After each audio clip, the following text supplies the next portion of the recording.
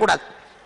6 நாள் இல்லைனாலும் அந்த கந்தர் சஷ்டி அன்னைக்கு உப்பு போட்டு சாப்பிடக்கூடாது. இது வருஷம் முழுக்க ஒவ்வொரு மாதமும் வருகிற சஷ்டியில் புருஷன் பெண்டாட்டி 2 பேரும் இருந்து மாலையில் அந்த பாலை மட்டும்தான் 2 பேரும் அன்னைக்கு குடிக்கணும், வேற எந்த ஆகாரமும் கிடையாது.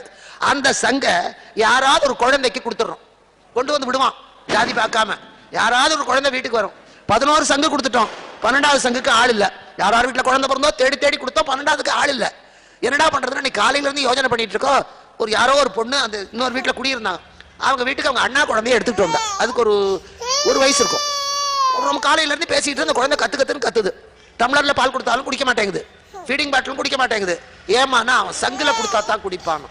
அங்க யார் வீட்லயும் சின்ன குழந்தை இல்ல, சங்கே இல்ல, பாலடையே இல்ல. இவ பூஜையில வச்சிருக்கா.